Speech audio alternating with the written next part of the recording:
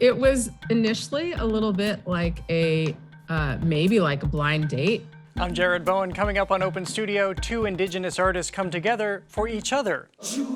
Then the pre-wedding rituals of women as they unfold in the new operatic film, Svadba. It's a very intimate story of a family of love and connection and togetherness. Plus, there's still enough love in the air for love stories at the Worcester Art Museum. How do I love thee? Let me count the ways. And I'm not even an English major. I know that one. And an artful conversation with the new hosts of GBH's Morning Edition. It's all now on Open Studio.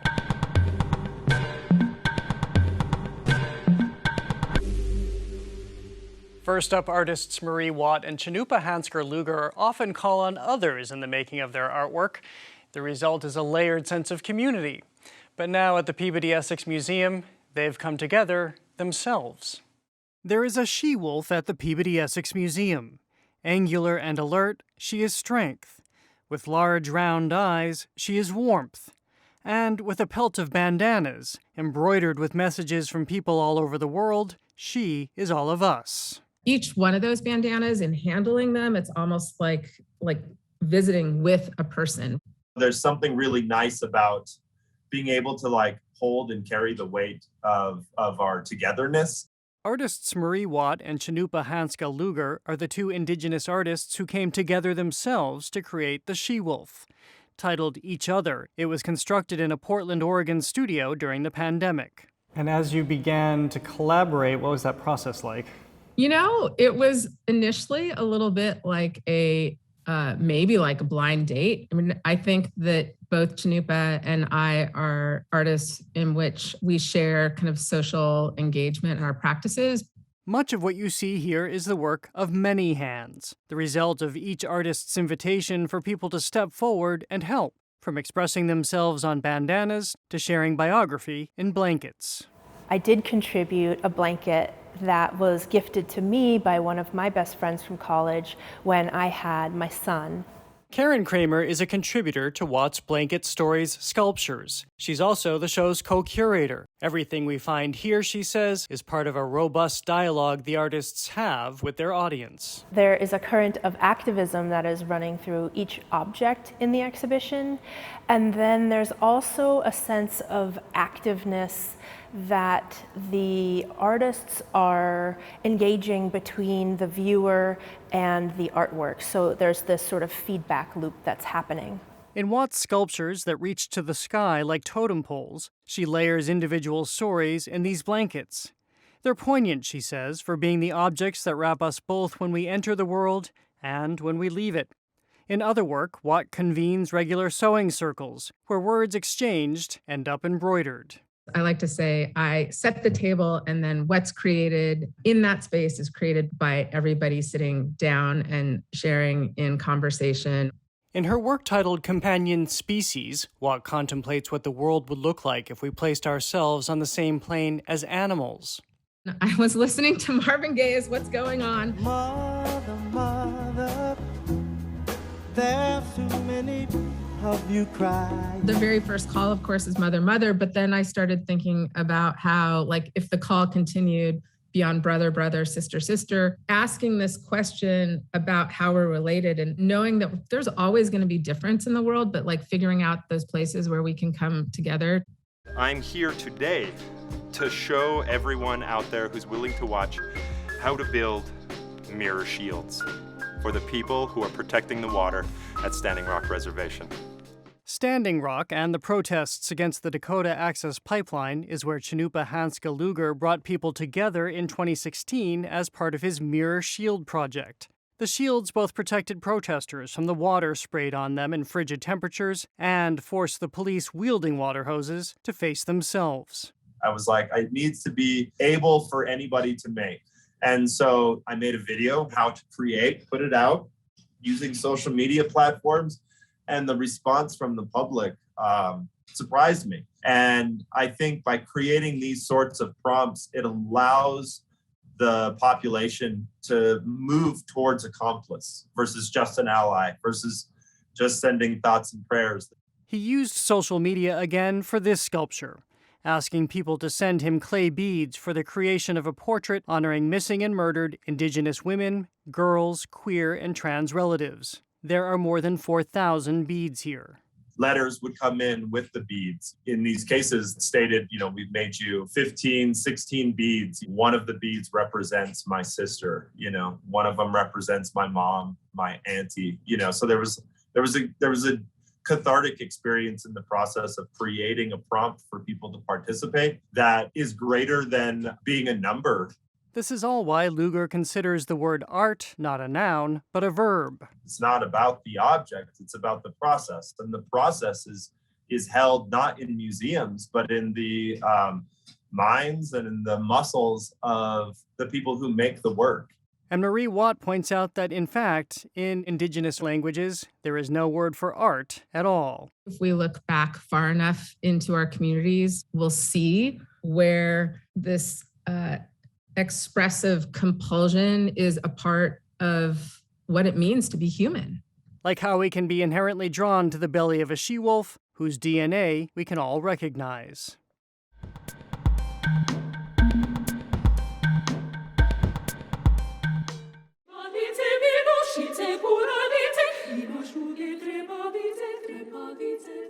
That's from Boston Lyric Opera's new film, Svadba, an adaptation of the opera of the same name by Serbian composer Ana Sokolovic.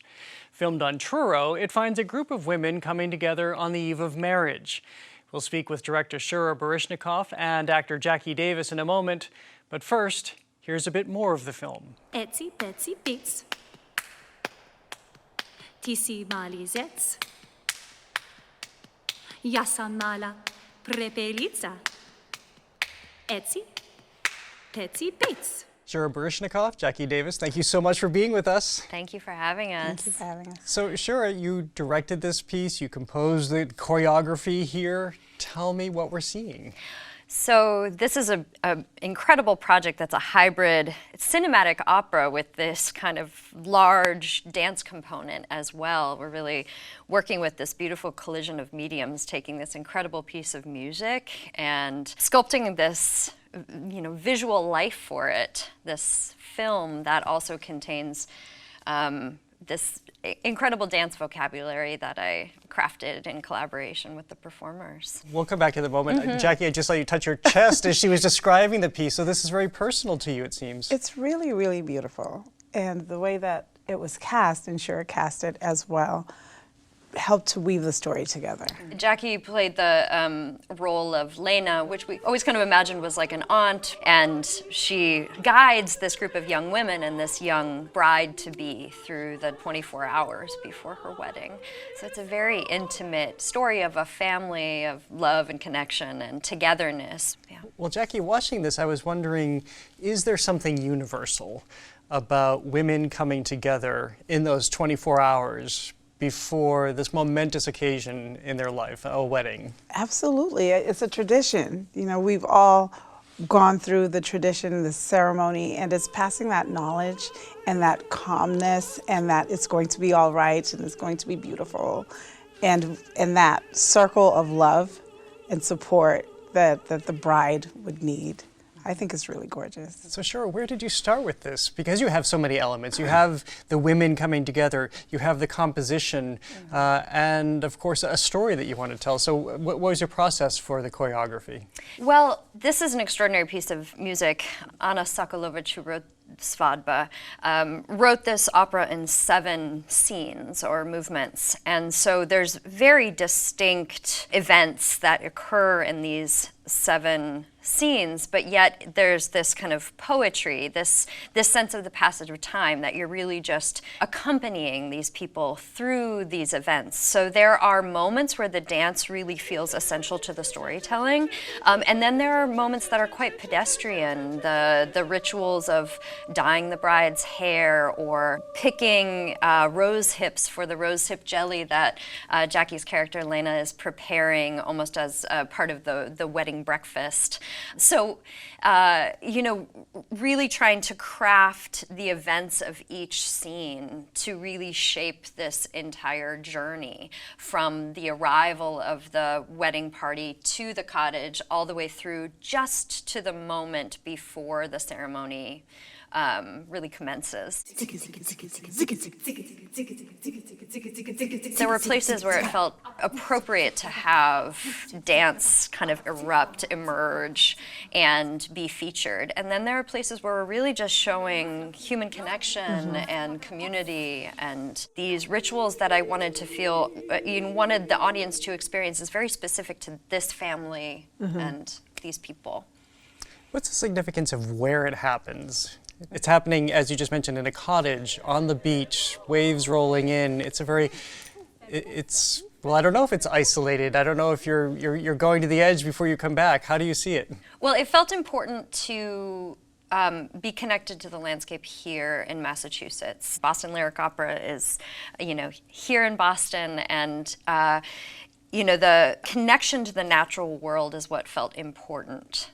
And I immediately saw this as a story of the beach. You have the water, the kind of cyclical nature of tides and waves. What was your experience, Jackie? And also coming home, right? So it was a thing of the bride wanting to be in the place that was beautiful for her.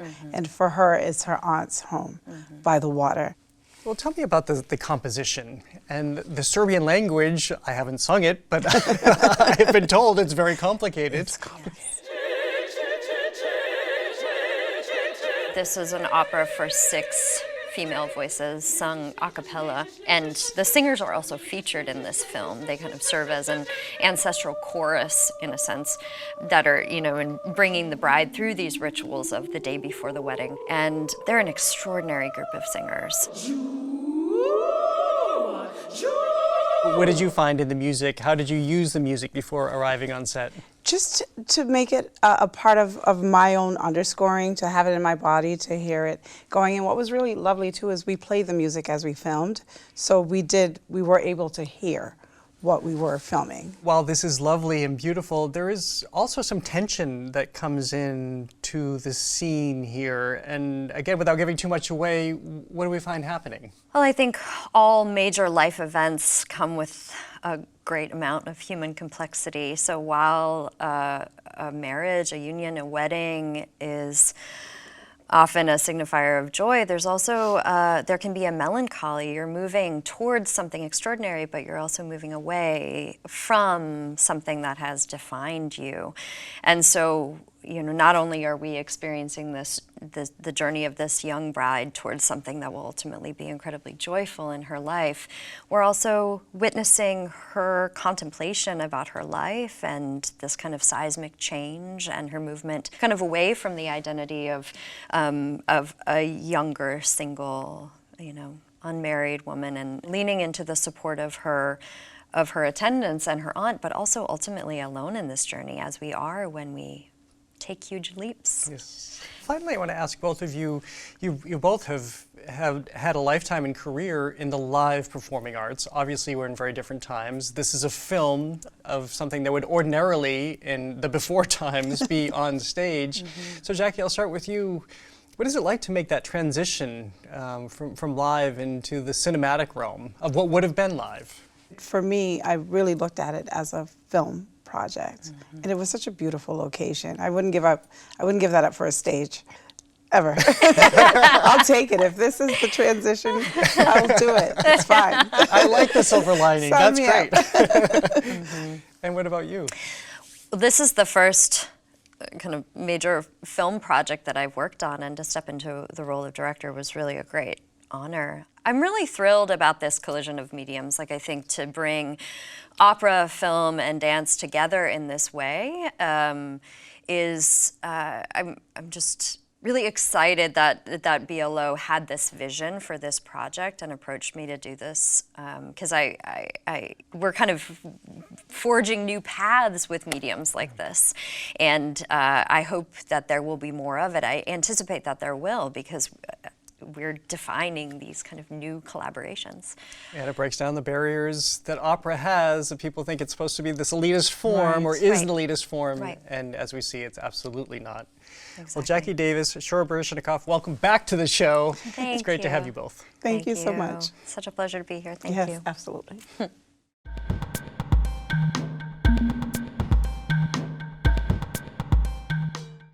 An homage to the nerd. It's among the theater to see in arts this week.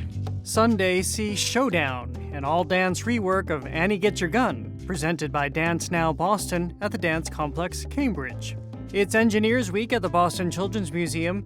Construct, craft, and catapult your way through an assortment of activities Monday. Wednesday, explore the crossroads of art and tech at Mass Art Museum's Game Changers, an exhibition anticipating the future of video games. Playwright Belinda Lopez brings interviews with today's brightest trailblazers to life in Young Nerds of Color. Catch it Friday at Central Square Theater. The Talking Cure is a series of sculptures by artist Melissa Stern at the Fuller Craft Museum. You can also hear the sculptures via their imagined monologues.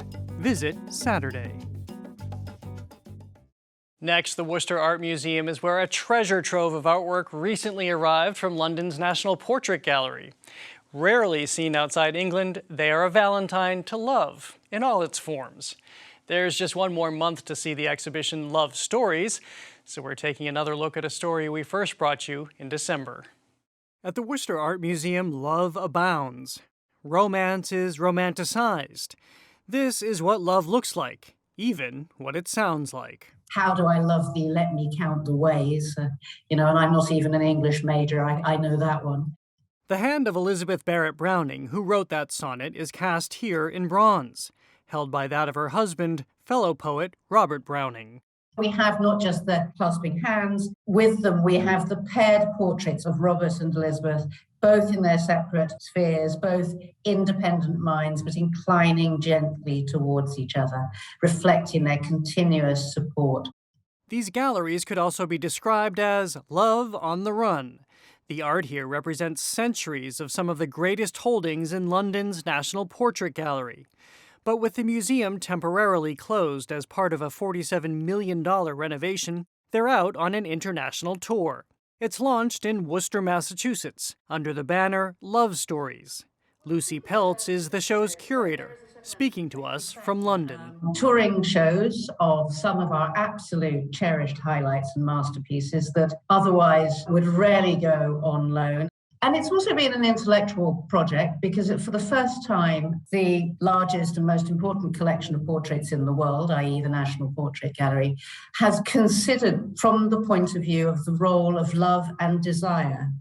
It's love in the time of the Renaissance, love among the ruins, and everlasting love.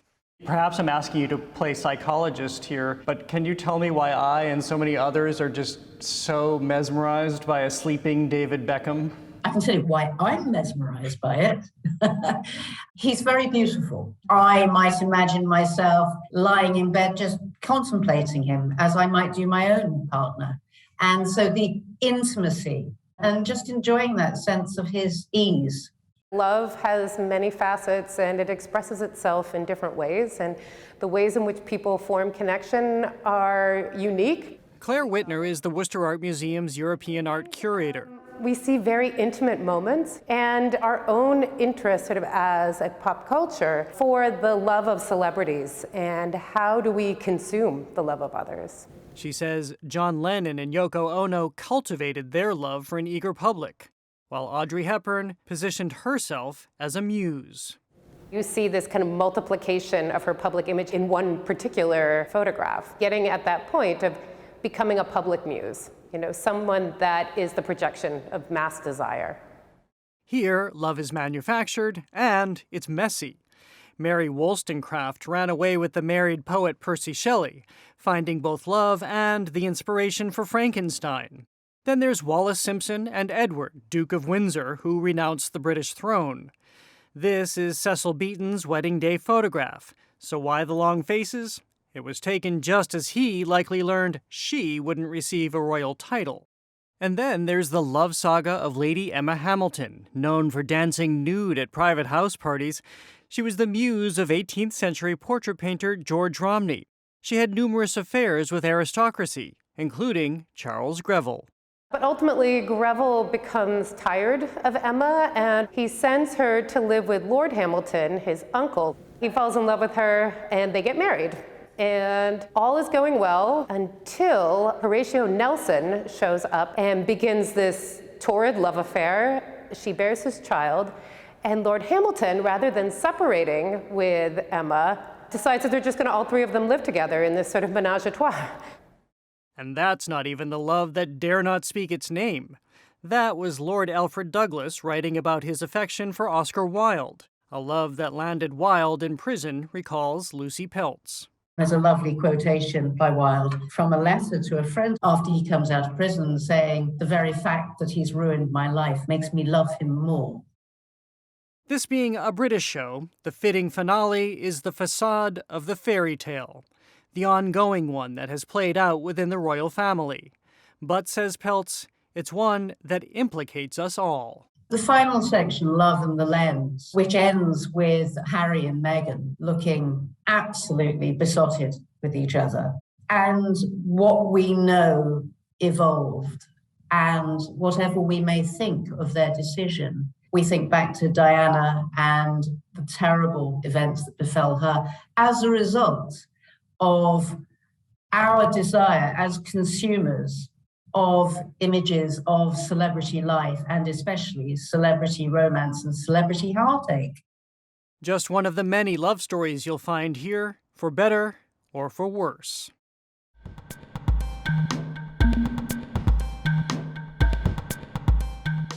This week, GBH Radio debuted the new co-hosts of Morning Edition, Paris Alston and Jeremy Siegel.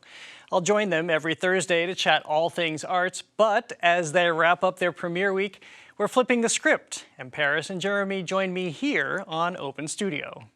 Paris Alston, Jeremy Siegel, thank you so much for joining us. Congratulations, you've reached the end of your first week. Yes, it's very exciting, and thank you for having us, Jared. We're very excited about everything that's going on with GBH Morning Edition. And thank you. It's just fun to be answering some questions rather than asking them right now. Although I'm going to flip the script, as I said, and I'm just going to sit back. We'll have a conversation about arts, because actually I think it's kind of ironic. You both, in talking to you off camera, I realize that you have more of an arts background than I think I had when I started this job. In Paris, it came from your family. Yes, that's right. So my uncle is an artist and the curator at the African American Museum of Art at North Carolina Central University. So I grew up going to his art openings, and I always loved the hors d'oeuvres. That was my favorite part of every art show, but it was really cool to be introduced to art in that way. Cheese cubes are always great. Yeah, they are. And Jeremy, I mean, I know there's kind of a fine arts background, but just 2 words for you, Elvis Presley. Yeah, say that and I'll just jump into Elvis mode. No, yeah, when I was a kid, I spent a year of my life when I was a toddler pretending to be Elvis Presley. And I mean, I was committed. Like, I would wear either a suit or like a shiny outfit to preschool every day. I would walk around with a plunger that was my microphone. I forced my family to go on a family trip to Graceland to see what I believed was my home. And the weirdest part of that trip was that we ended up seeing Elvis's gravesite, which was very confusing for me because I think I sort of believed that I was him. So I had a bit of an identity crisis, which I don't think happens to kids at that age that much, but yeah. Is that when the dream ended? That is kind of when the dream ended. That's when I realized, I guess I'm going to go into public radio now. But you said you were 3 years old. I mean, I don't think I can remember. I don't think I have memories from 3 years old, but that was fundamental. I don't remember it that well, although I see videos of it. I see my videos of myself dancing, singing, pretending to be Elvis. But yeah, I mean, it influenced the rest of my life. I've been a musician and a music lover ever since then. See, I have no artistic talent whatsoever, which is true. This is why I spend my life chronicling other people's talents, largely in admiration. Paris, can you sing? If you ask me in the shower, in the car, sure.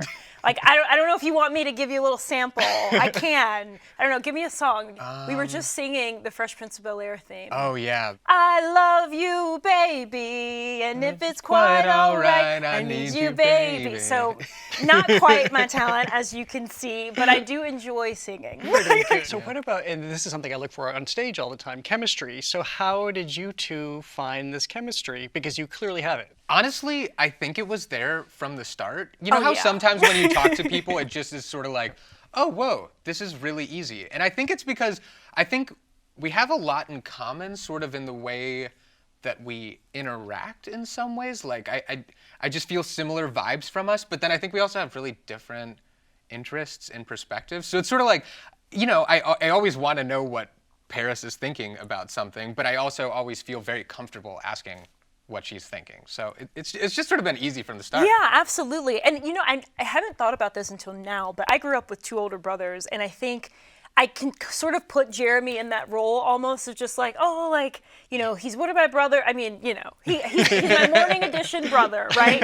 And we're sort of familial in that sense where we're getting this rhythm, like, in the same way that you know your brother, your siblings' patterns, right? He doesn't get on my nerves like my brothers, even though I love them very dearly. Well, you both make me sad to be in this chair by myself. Now I want a buddy. Well, you'll come on with us and we'll hang out on Morning you're going to be on Edition. our show, and honestly, we got to come back on here. I mean, this is so much Absolutely. fun. I think we have a very good rhythm. Jeremy Siegel, Paris Alston, congratulations. We are so excited at GBH that you are leading our days with Morning Edition. Thanks, Jared. Thanks so much for having us, Jared.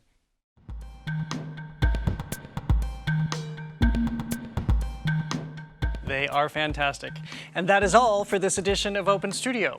Next week at the Gardner Museum, Portraits as Resistance from a South African visual activist.